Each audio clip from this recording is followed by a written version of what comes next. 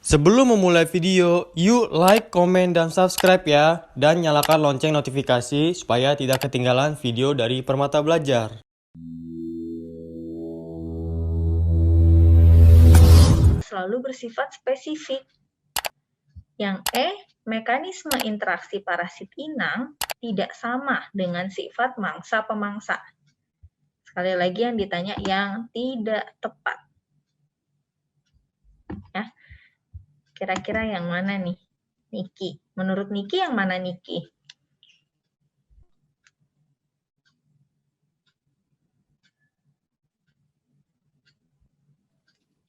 Kurang tahu, Kak. Oke, kalau Aji?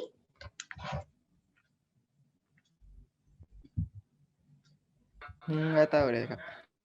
Oke. Rizky? Gimana Rizky? Kurang tahu juga, Kak. Oke. Terakhir, Suci. Gimana Suci? Aja kurang tahu, Kak. Oke, kita bahas ya. Tentang simbiosis parasitik. Kalian ingat aja contoh kalau kayak gini tuh. Contohnya, kalau parasit itu kan kita ambil contoh yang paling gampang, benalu ya, benalu sama pohon. Nah, benalu sama pohon. Benalu itu hidupnya di dalam tubuh inang atau di luar tubuh inang? Di luar ya, di luar tubuh inang. Jadi meskipun dia hidupnya di luar tubuh inang, tetapi dia tetap bisa dapat makanan, gitu ya, kalau antara benalu sama pohonnya. Berarti yang C ini betul pernyataannya.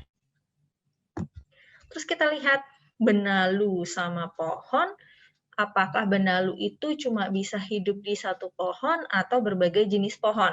Misalnya kayak benalu harusnya di pohon mangga doang, kalau nggak pohon mangga nggak bisa. Nah, benalu itu sifatnya bisa hidup di pohon apapun ya, nggak harus mangga. Dia bisa di pohon jambu, dia bisa di pohon misalnya buah-buahan yang lain gitu.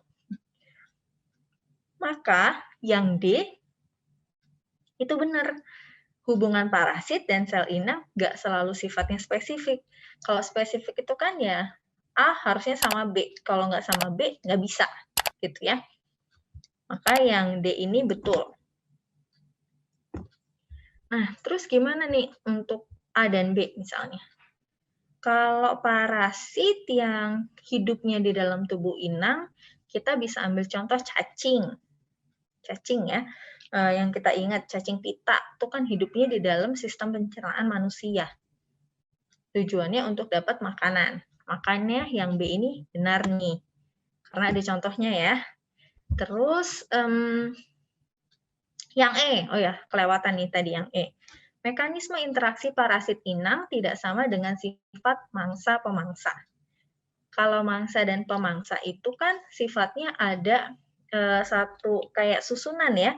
Kalau kita ingat piramida itu ya, piramida. Ada yang sebagai mangsa dan ada yang dimangsa. Nah, kalau kita lihat, kita ingat lagi, usus. Cacing yang ada di dalam usus dan manusia yang punya usus tersebut. Terus kita ingat lagi benalu dengan pohon. Kita bedain dengan interaksi yang terjadi antara katak dengan ular. Gitu ya. Atau antara kita manusia dengan ayam. Beda ya, tipe interaksinya beda gitu. Jadi interaksi parasit inang ya berbeda dengan mangsa-pemangsa. Gitu. Ini betul. Jawabannya tuh yang A. Tapi kenapa? Apa contohnya? Parasit yang kalau dibilang kan di sini parasit hanya mengambil makanan tanpa membunuh inang. Tidak benar. Berarti ada parasit yang mengambil makanan dan dia membunuh inangnya. Contohnya apa? Contohnya adalah Plasmodium. Nih, kalau kalian ingat ya, Plasmodium sp yang penyebab malaria itu salah satu parasit juga. Dan bahkan pada manusia dia bisa menyebabkan timbulnya kematian ya. Itu. Jadi jawabannya yang tepat adalah yang A. Parasit itu bisa membunuh inangnya. Tuh. Oke, ini adalah tabel gitu ya, kemungkinan interaksi yang terjadi pada makhluk hidup. Ada yang namanya kompetisi, di mana dua-duanya dirugikan. Ada yang namanya predasi, atau predasi itu dari predator ya, berarti mangsa dan pemangsa, di mana salah satu diuntungkan dan yang lain dirugikan. Ada interaksi yang namanya parasitisme. Sama seperti predasi, satu diuntungkan, satu dirugikan, tapi bentuk interaksinya berbeda. Ya. Untuk pembelajaran lebih lengkapnya, di aplikasi Permata Belajar ya. Download sekarang di Google Play Store dan App Store. Dan jangan lupa like, komen, dan subscribe ke Permata Belajar. Sampai jumpa.